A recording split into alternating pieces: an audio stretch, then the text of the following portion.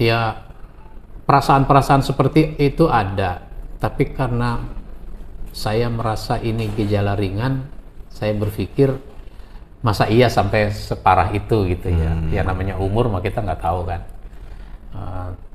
Karena kondisinya masih memungkinkan. Makan meskipun nggak enak tetap dipaksakan juga untuk makan. Yang tidak enak kan kita sakit tapi tidak ada orang yang menjenguk, tidak ada orang yang secara langsung berhubungan kan. Memang itu memang ini, dalam situasi itu terisolasi ya, nggak ada yang besuk ya. Iya. Bukan nggak mau kali, nggak boleh. Ya memang tidak boleh. Memang di masa COVID yang bukan pasien COVID juga kita nggak boleh jenguk. Sampai sekarang nih ada rumah sakit yang tetap kita tidak boleh jenguk. Astagfirullahaladzim. Iya.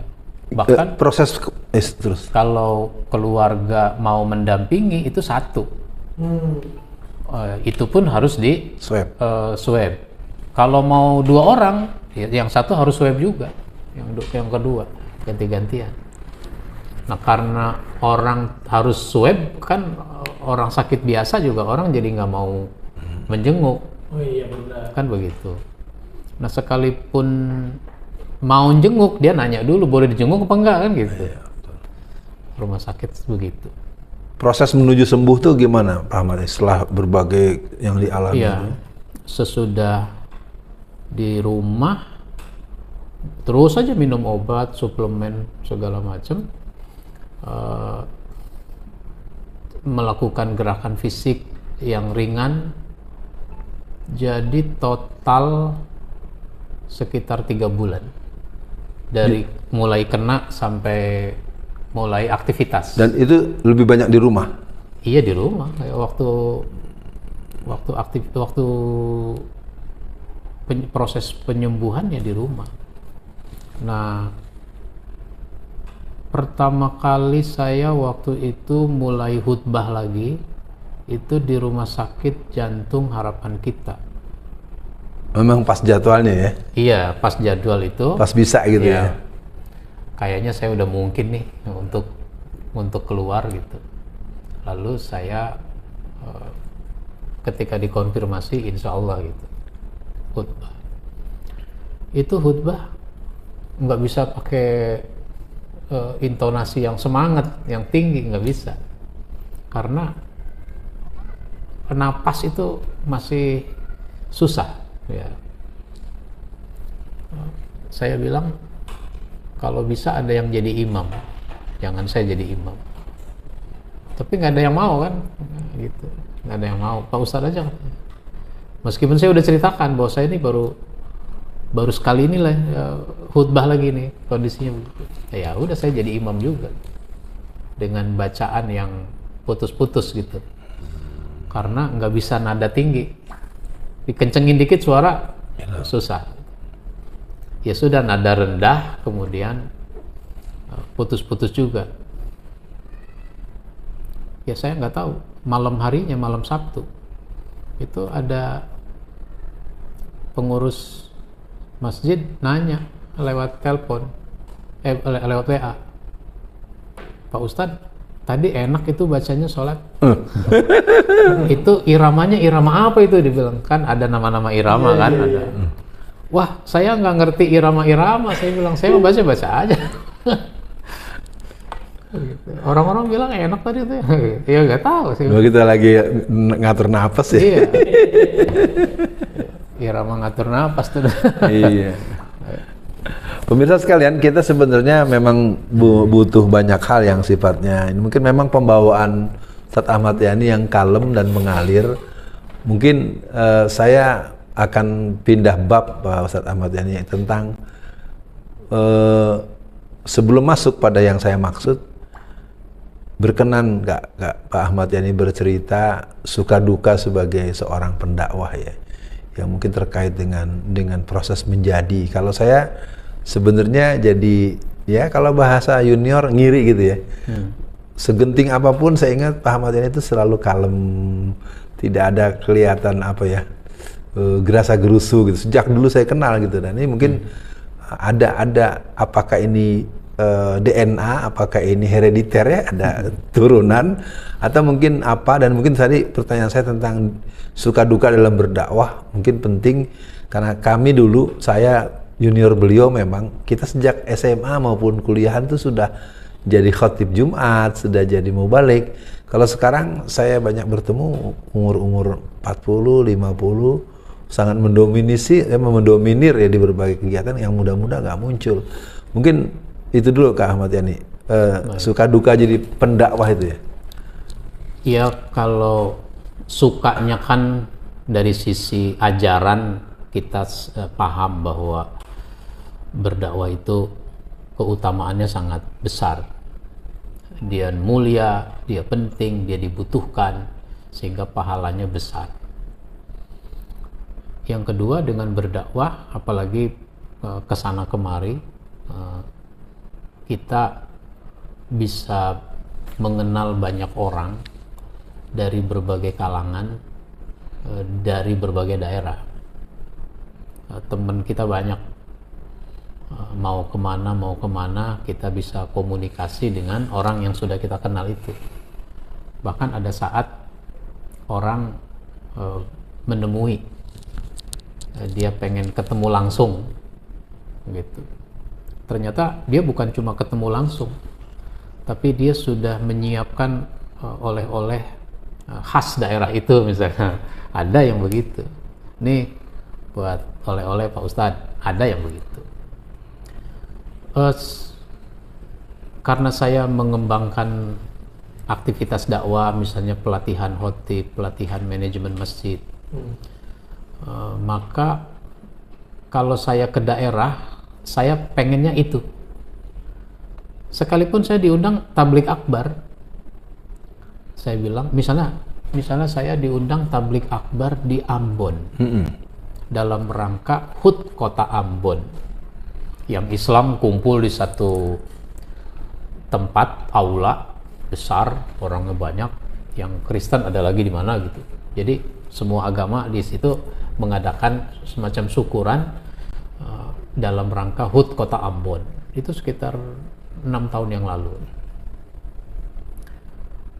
Saya bilang, ini acaranya cuma ceramah dalam acara ini? Iya. Saya bilang, sayang, saya datang jauh-jauh, naik pesawatnya aja 3 jam lebih. 3 jam naik pesawat, masa ceramahnya cuma 1 jam kan gitu. Sayang-sayang. Bisa nggak bikin acara tambahan? Nggak ada anggarannya Pak Ustadz. Bukan soal anggaran, yang penting bikin aja acara, kumpulin misalnya apa pengurus masjid, apa para dai, biar saya bisa menyampaikan materi, kan manfaatnya lebih banyak. Akhirnya koordinasi dengan MUI setempat, sehingga diselenggarakanlah acara di kantor MUI itu. Kumpullah dai-dai sekitar Ambon, 40-50 orang gitu. Ya lumayan kan, jadi ada dialog, acara, ada interaktif ya. itu ya. Ada pencerahan yang bisa kita sampaikan. Jadi dengan, kalau bicara suka kan berarti kalau dari sisi jangkauan saya sudah menjangkau seluruh provinsi. Jadi udah bisa mencalonkan jadi presiden dong. Udah keliling Indonesia gitu ya. Saya sudah menjangkau seluruh provinsi dengan sejumlah kabupaten kota, bahkan sampai ke daerah-daerah terpencil. Nah, ketika masuk ke daerah terpencil itulah ada dukanya, gitu. Dukanya misalnya perjalanan yang berat, karena kalau pergi ke daerah terpencil itu kan transportasinya darat, laut, dan udara. Dan mahal. Mahal. Iya betul. Misalnya ke Nusa Tenggara Timur gitu. Itu saya pernah dari Maumere naik kapalnya itu ke Larantuka. Dari Maumere ke Larantuka itu 4 jam. Kapal laut? Naik mobil.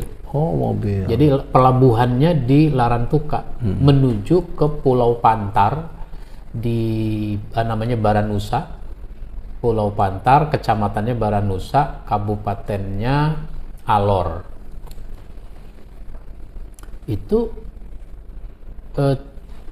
dari jam 6 habis subuh berangkat ke Larantuka, itu kan jam 10-an, tengah 11.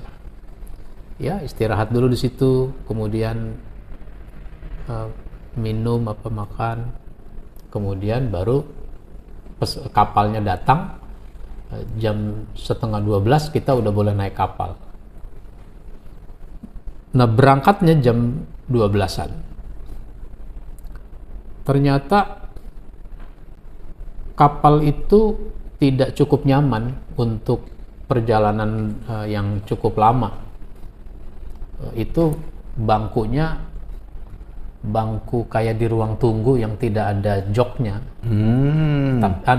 Stainless, bahan stainless kan keras tuh.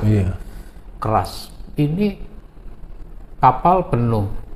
Itu tempat duduknya ya begitu. Nggak bisa tidur kita. Bisa bersandar begitu. Bersandar sakit.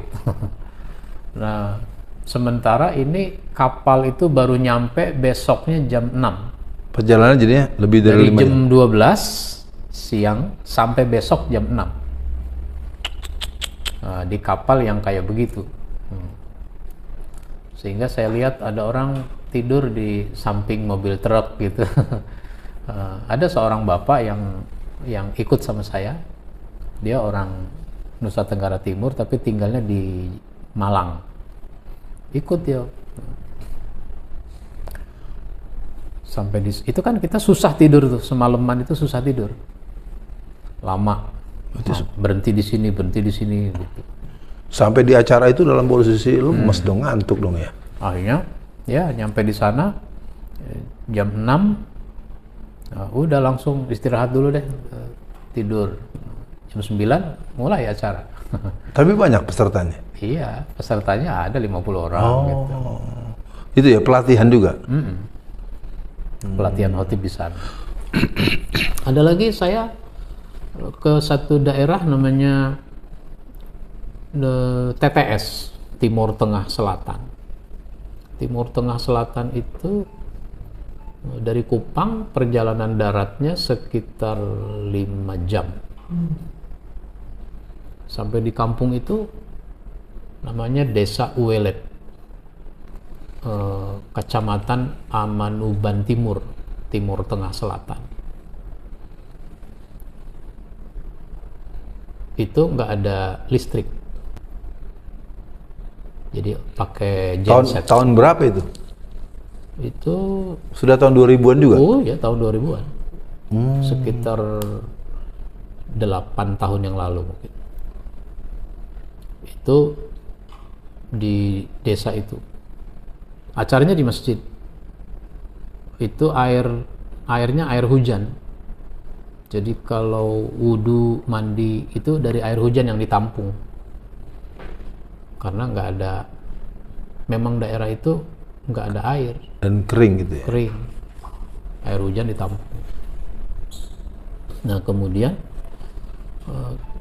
oleh panitia Pak Ustadz nginepnya di rumah ini. Iya. Gitu. Nginep di rumah itu kan listriknya dia pakai listrik tenaga surya. Jadi ya kalau ukuran watts 5 watt lah, remeng-remeng gitu. Dan tuan rumah itu nggak bisa bahasa Indonesia. Allah. Nah, ya saya bilang, antum ini panitia di sini juga, kalau ada perlu-perlu bagaimana? Susah ngomongin sama tuan rumah gitu. Nah, tapi tuan rumahnya Muslim ya? Nggak nanya saya. Muslim mungkin. Nah terus itu tempat tidurnya, sebelum tidur saya raba-raba dulu gitu. Oh ternyata berdebu gitu. Berdebu kayu gitu kan, kayu berdebu. Aduh gimana nih kalau berdebu begini kan gak enak tidur. Akhirnya saya buka koper, kan ada spanduk. Spanduk yang mau dipasang nanti di acara. Saya bawa dari sini. Udah saya gelar itu spanduk buat alas kan. Ada handuk, ada sajadah, buat bantal. Rebah kan, emang udah capek, rebah. Ketika rebah ternyata ini tempat tidurnya pendek, jadi kaki nggak nyampe ini, Pak. Jadi ada sisa sampai sebetis gitu. Ya udahlah, mau dikata apa, udah begitu. Jadi kalau gitu perjalanan dakwahnya juga cukupin, dan ini apa nggak dikomplain oleh Ibu Mamai? Laki gue perginya lama-lama, kan pasti kan ukuran waktunya jadi nggak bisa dipatok kan, berangkatnya kapan, baliknya jadi ini kan. Kalau berangkat dan pulang sih udah ada ini ya, udah ada time limitnya ya. Udah. Misalnya perjalanan pergi pulang itu 5 hari gitu. Oh, udah di jadwal ya. Udah. Pak Matiani, mungkin contoh-contoh udah bisa kita inikan lah. Tapi saya mau ada yang ngeganjel nih. Teman-temannya kan banyak yang berpolitik ya, jadi anggota dewan, dan sepengetahuan saya yang jadi anggota dewan tuh banyak junior-juniornya Pak Ustadz Ahmad Yani nih. Nah ini kenapa kok kelihatannya nggak pernah kelihatan tampil nyalek gitu, atau jadi calon gubernur atau calon apa gitu? Apa sebabnya Pak Ahmad Yani tidak mau ngambil itu? Karena basic anak-anak PII kan cenderung politiking ya, kalau kita lihat teman-teman kita seperti Bang Diding, seperti si Fulan, termasuk saya juga kan. Ini ada apa nih? Mungkin pemirsa dan teman-teman PII yang pernah kenal bisa tahu langsung nih, ada apa nggak maju, padahal suaranya bisa besar loh. Sebenarnya dulu waktu pemilu pertama tahun 99, saya ikut jadi caleg DPRD DKI dari PK, Partai Keadilan dulu namanya. Saya tidak terpilih. Kemudian pemilu kedua tahun 2004 ya, saya dicalonkan untuk DPR pusat nomor 3 DKI. Iya. DKI berapa? Untuk DPR pusat dari DKI. Kan DKI kan ada DKI 1, DKI 2 itu dibagi-bagi. Barat Selatan. Dulu Barat Selatan. Kalau nggak salah Barat Selatan sama luar negeri itu kalau nggak salah. Iya. Itu saya nomor 3, nomor 1-nya Pak Hidayat, nomor 2-nya Ibu Aan Rohana, nomor 3 saya. Itu sudah Partai Keadilan Sejahtera ya? Belum. Sudah. Oh, 2004 sudah? Iya. Sudah. Nah, terus tidak masuk. Meskipun itu saya sudah dikasih tahu, siap-siap juga nih kemungkinan jadi, karena kalau Pak Hidayat jadi menteri kan berarti mundur. Ente yang maju nih katanya gitu, nomor 3. Saya kan waktu itu mau ke Belanda dalam rangka dakwah di Belanda untuk yang kedua. Dulu ke Belanda itu tahun 2001.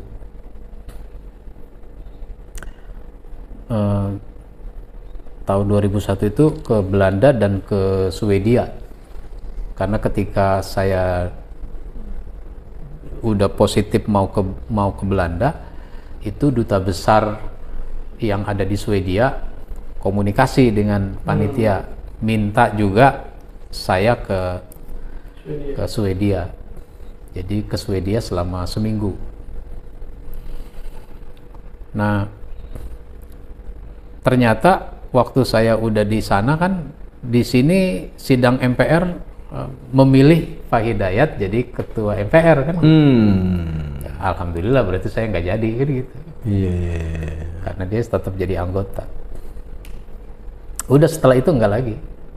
Mau dicalonin lagi juga saya nggak mau. Kenapa? Ada nggak alasan yang boleh diketahui publik? Apakah ngambek nih 2 kali maju nggak jadi gitu? Saya bilang, ya saya tahu diri lah, nggak laku saya kalau jadi anggota DPR misalnya, saya nggak laku. Yang kedua, berbagi tugas saja. Kalau ustadz-ustadz semuanya pada mau ke sana, nanti yang urusan ini siapa? Nah, gitu. Saya fokus di sini aja. Jadi jelasnya masuklah di arena masjid nih ya, karena jadi buat pemirsa sekalian, Pak Ahmad Yani ini dikenal master masjid. Ada beberapa nama Pak Ahmad Yani, Pak Muhammad Jazir, dan beberapa nama-nama yang muncul. Mungkin saya ingin langsung saja supaya ini bagian daripada menjelang kita closing. Pak Ahmad Yani sebenarnya untuk urusan kemasjidan di Indonesia ini apa yang sangat membanggakan, membahagiakan Pak Ahmad Yani terhadap masjid-masjid di Indonesia nih? Kebanggaan, kebahagiaan, optimisme tentang masjid-masjid kita.